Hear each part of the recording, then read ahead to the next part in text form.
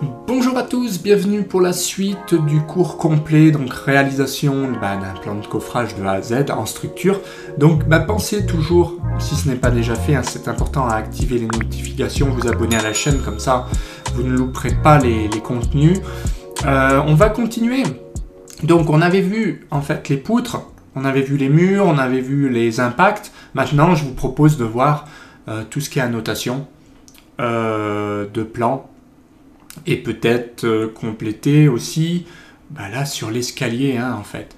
Donc bon, on n'a pas dessiné l'escalier. Ce qu'on va faire, on va finaliser l'escalier, je ne sais pas ce que vous en pensez, et après on pourra faire tout ce qui est annotation complète. Donc cote, texte, etc.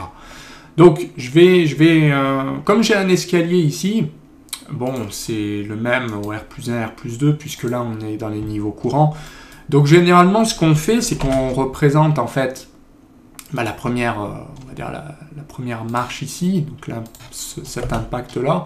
Moi, je m'embête pas, là, je le dessine grossièrement. Et puis là, on représente aussi l'arrivée. Il y a un départ, une arrivée, parce que comme nous, on regarde vers le haut, c'est pas comme l'architecte. Mais bon, ça veut dire qu'en gros, il y aura une coupure entre les deux. Ce qu'on représente aussi, bien sûr, c'est c'est quelques marches. Moi, j'ai toujours fait comme ça. Alors je sais qu'il y en a qui représentent plus de marches, qui le représentent en entier. Je dirais vous faites comme vous voulez, il n'y a pas de... Effectivement, comme on coupe à 1 mètre, on pourrait très bien voir l'escalier entier. Moi, je vois un escalier comme une trémie, plutôt. Donc ce que je fais un truc comme ça. Je fais pareil dans l'autre sens, je représente ces marches-là ici. Là, il faut que je représente aussi le fût. Alors le fût, je vais essayer de le dessiner correctement pour le coup. Voilà. Donc là, il n'est pas trop mal.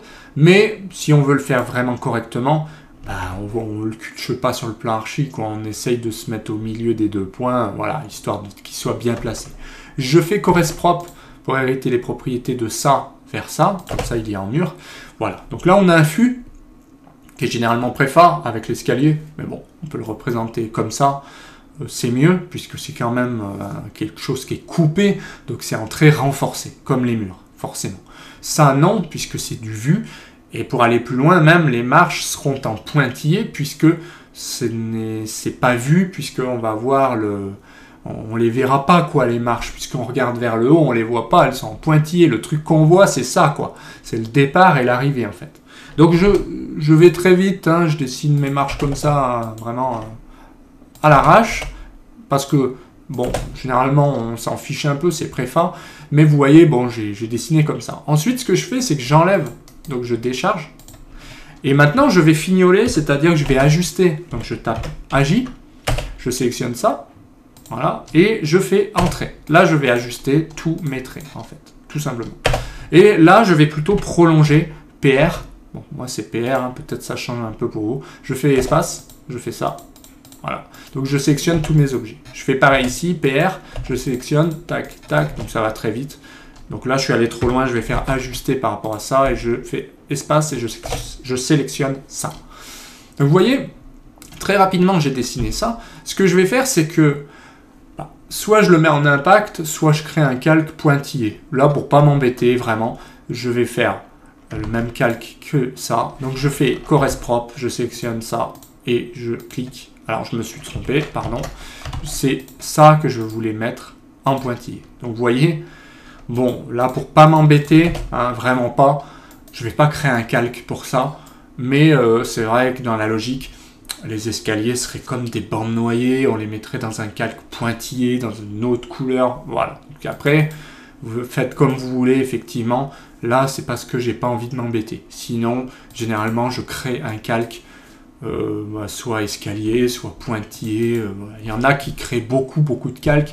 Moi, je suis plutôt partisan d'en créer le moins possible, mais quand même, il faudrait impact, pointillé, réservation, etc.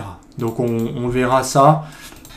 On verra ça. Effectivement, j'ai pas pensé encore au résa. Donc, effectivement, ça fera l'objet d'un tutoriel, puisqu'il ne faut pas oublier les réservations et comment les représenter en fait. Donc là, ce que j'ai fait, vous voyez, j'ai fait mon escalier. Donc on peut s'amuser à faire un petit... là, je fais un cercle. Alors pourquoi je fais un cercle? parce que je vais faire un petit truc comme ça, sympa, vite fait, hein, vite fait, bien fait. Je vais ajuster de là à là, et de là à là. Donc je sectionne ça, je fais un trait. Là, je supprime ça et je supprime ça. Donc il y en a qui feraient l'escalier entier. Moi, je fais pas ça et je ferai plutôt un pochage de trémies. Donc dans l'idée, hein, pour aller très vite, je ferai quelque chose comme ça. Donc là, je vais me mettre en... Je vais enlever ortho. Là, pareil, je vais aller sectionner ce truc-là. Et je clôt avec C. Donc on peut faire une hachure, hein, tout à fait, c'est pas interdit. Là, j'ai fait une hachure solide. Donc, je la passe plutôt en solide, puisque là, elle était comme ça, et avec... ça va ramer beaucoup plus, parce qu'en fait, vous voyez, si vous faites ça, ben, là, on la voit pas, mais si on zoome, on va voir des milliers de traits, donc ça va ramer. Il vaut mieux mettre solide, voire créer un vrai solide. Mais bon, là, je me mets en hachure solide pour pas m'embêter. Donc là, pareil, il faudrait un calque, réservation, ou dans l'idée, quoi.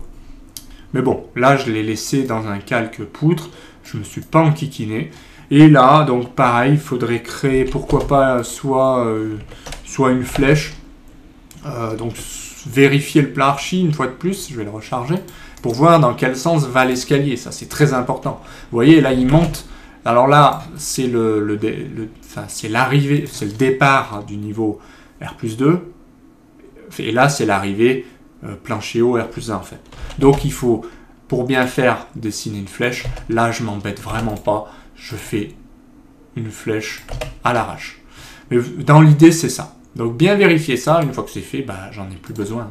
Donc vous voyez, là pareil, on peut créer un calque axe. Alors c'est important, on va le créer. Je vais partir du calque impact, n'importe, et je fais nouveau. Alors je vais faire BE comme d'habitude, axe. L'axe, je vais le mettre, pourquoi pas, dans cette couleur un peu, allez, un peu en vert. Ok. Alors, je suis sorti trop vite puisque je voulais créer le style axe. Donc, je charge un style axe centre que je sélectionne et je fais OK. Donc ça, tout ça, je sélectionne et je le mets dans le calque ici, axe. Donc, vous voyez, ensuite, ce qu'on peut faire, c'est s'amuser à changer l'échelle puisque là, il est un peu gros. Donc, si je me mets en 0,5, je suis pas mal. Sinon, je change le style de axe et je le mets en axe x2 par exemple. Mais bon, c'est pas trop gênant. Donc vous voyez, on a créé un axe. Ça permet de voir dans quel sens monte l'escalier. C'est très important sur des plans. Parce que bon, il faut bien savoir où on est. Et même si vous voyez, moi je m'enquiquine pas à dessiner l'escalier en entier. Je dis qu'il y a quand même quelque chose qui se passe, c'est une trémie, c'est vide, il n'y a pas de dalle, et je dessine un escalier. Alors je sais qu'il y en a qui feront pas ça et qui dessineront tout l'escalier, qui mettront 2 petits traits d'axe. Alors oui, si on fait ça, il faut quand même penser à faire correct propre, et vous voyez en principe, on doit quand même faire quelque chose comme ça. C'est-à-dire que là, ça s'arrête, donc je coupe, et là, ça veut dire que c'est l'arrivée, en plancher haut, R+1, et là, c'est le départ de mon escalier, du R+2, donc qui part du dessus en fait. Là c'est l'arrivée de R+1 et là c'est le départ R+2 en fait.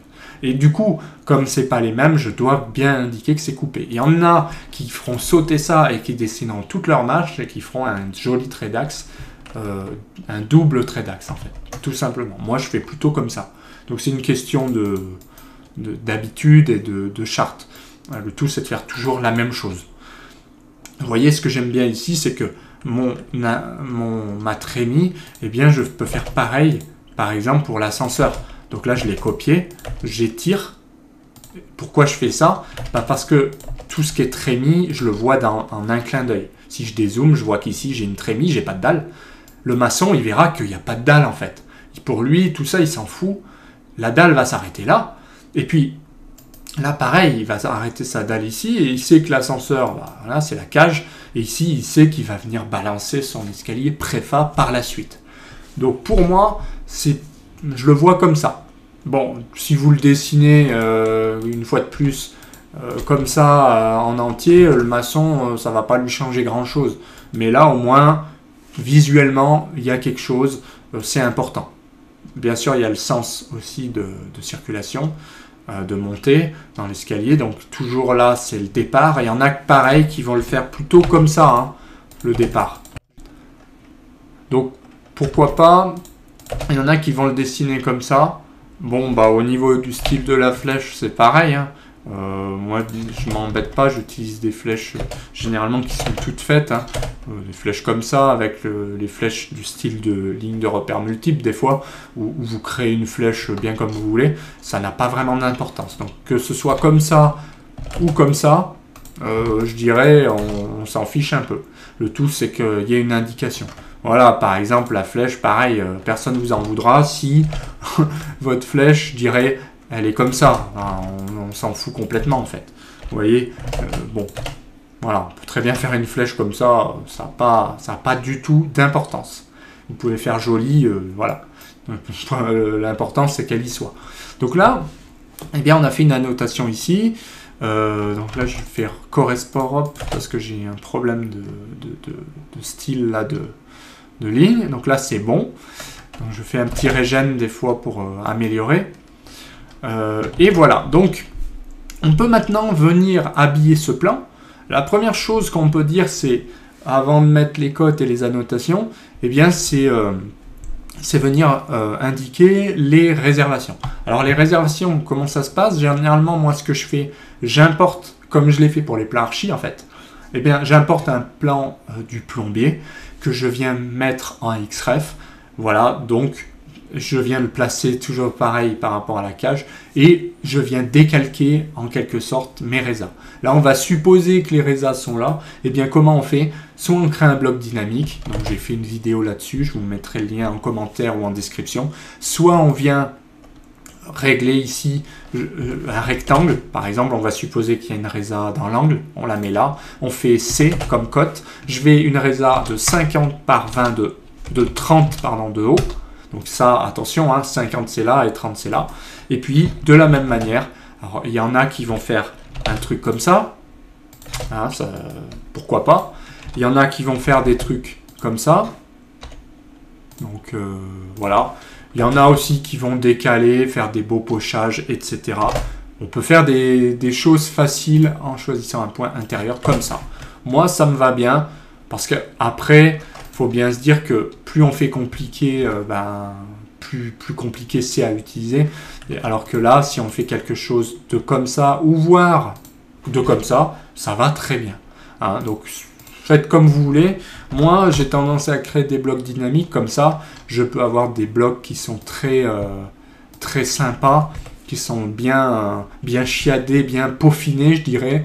Et du coup, eh bien, vous avez un seul bloc à modifier. Pareil, quand vous créez un bloc dynamique, vous pouvez faire des annotations, ce qui fait que vous avez déjà les dimensions qui vont se mettre à jour. Par exemple, 50 par 30. Automatiquement, vous avez le texte intégré à cette résa. Donc là, on va rester classique. On va dessiner une résa. Et voilà. À la rigueur, ce que je vais faire, je vais la copier, cette résa. Je vais en balancer une au milieu, au hasard, ici. Et puis, on va dire qu'elle fait, 10 de moins.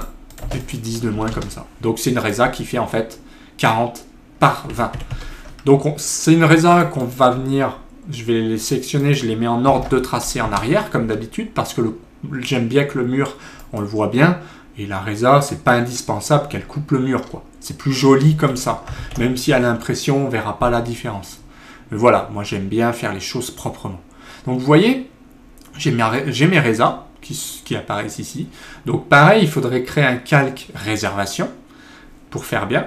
Et il faudrait créer un calque, mettre les pochages, pourquoi pas, dans un autre calque, par exemple, mettre une autre couleur pour faire joli. Voilà, vous pouvez faire ce que vous voulez. Par exemple, quelque chose de joli comme ça. C'est pas obligatoire, mais c'est mieux. Là, je reste très très classique si vous voulez pas vous embêter. Personne ne vous en voudra, quoi.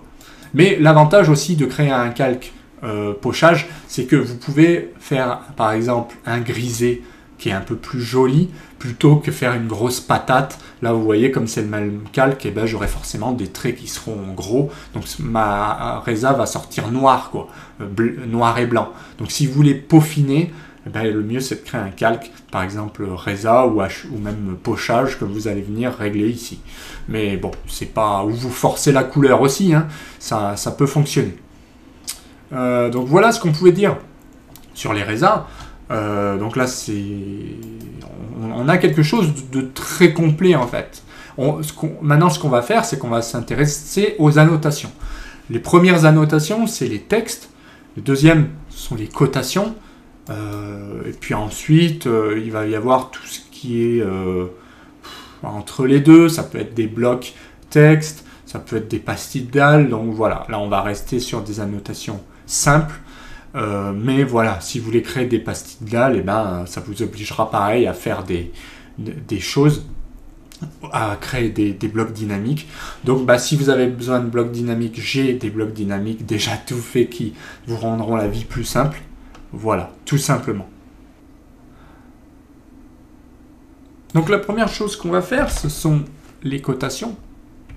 Donc je vais faire code style, parce que les cotations c'est bien, mais vous voyez par défaut, il n'est pas terrible.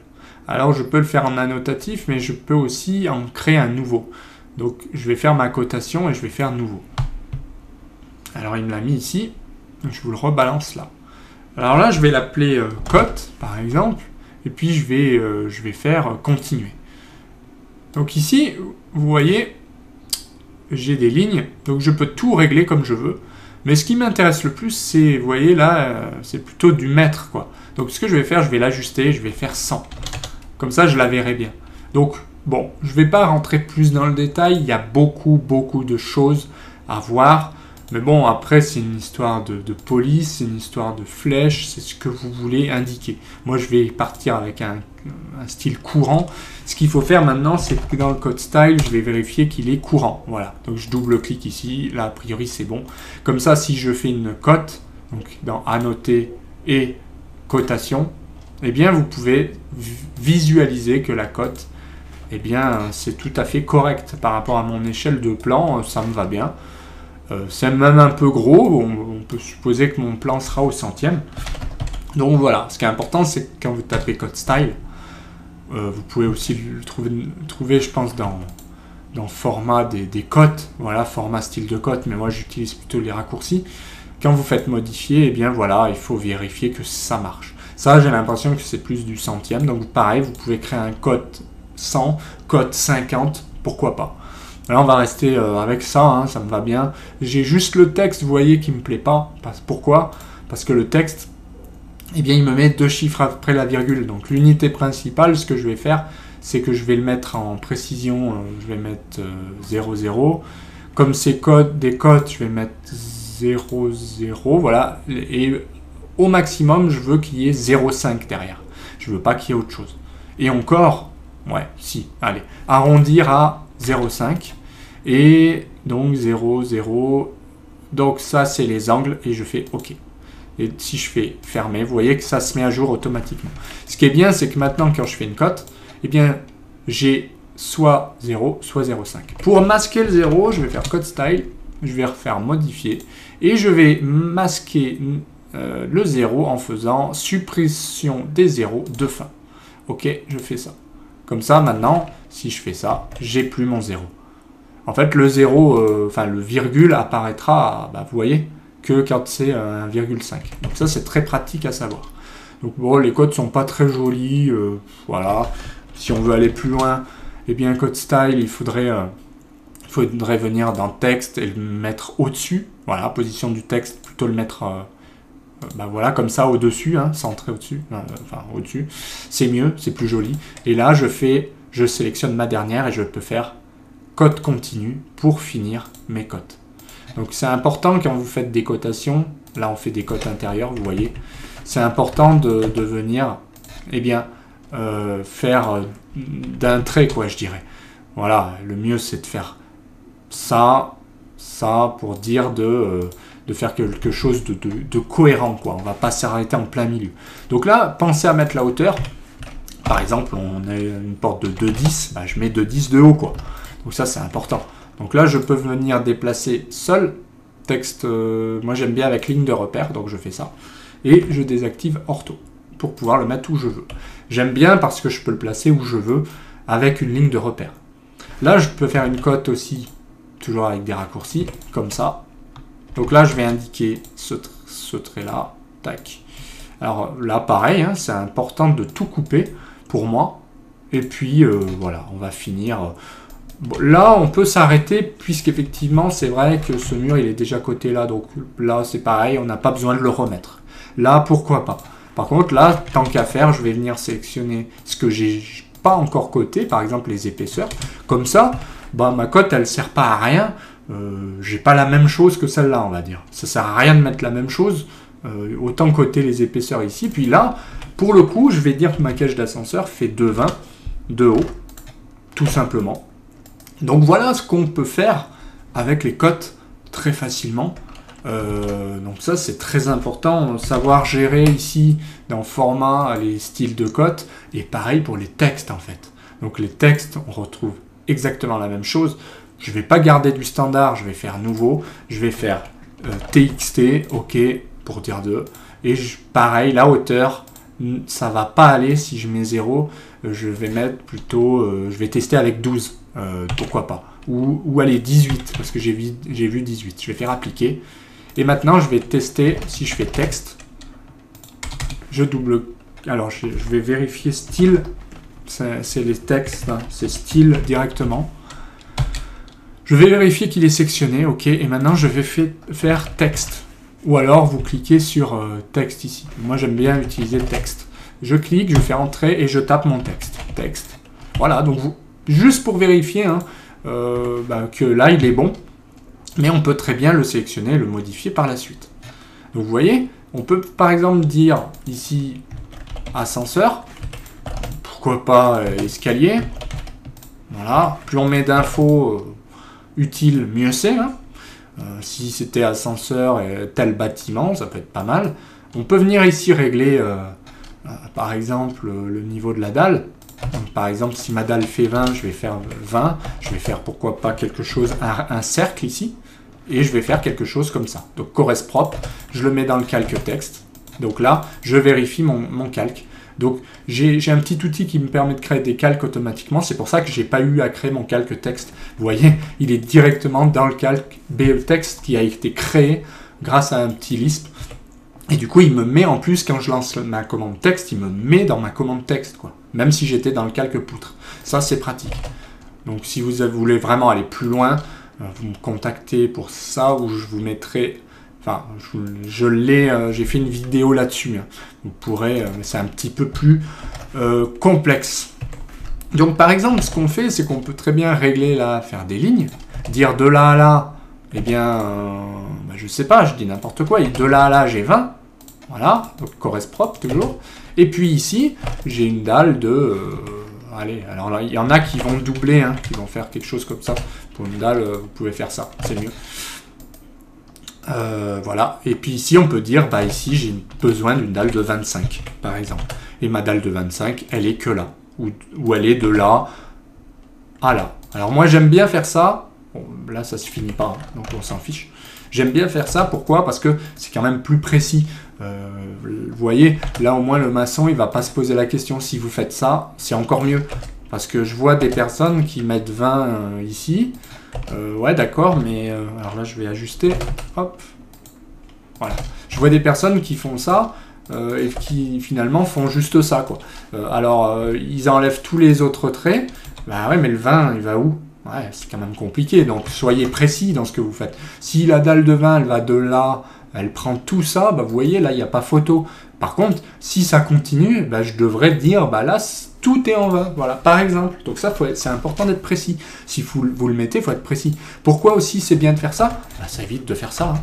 Parce que si vous ne le mettez pas, il faut le mettre partout comme ça, en fait. Donc, bah, faut le mettre partout.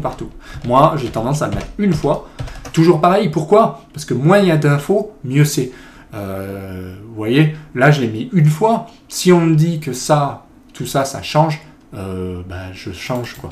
Je mets 22. Par contre, si je l'avais mis 10 fois, bah, faudrait le sélectionner 10 fois, quoi. Voilà, donc c'est pour ça, en fait, qu'on met le minimum. Enfin, pour moi, en tout cas.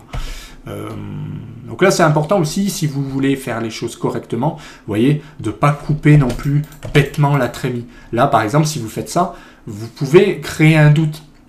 Je sais, c'est un peu tatillon, mais c'est important. Pourquoi? Parce que là, vous passez dans une trémie, donc là, vous créez un doute. Si en plus, vous n'avez pas de pochage, attends, il y a une dalle. Ok, donc soyez précis. Si on veut être précis, on fait ça. Et puis, pareil ici, à la rigueur, on ne le met pas, on s'arrête ici, vous voyez? On s'arrête là et on dit, ça s'arrête ici. Et puis, à la rigueur, mon vin, je le rebalance là, quoi. Puis, je refais pareil.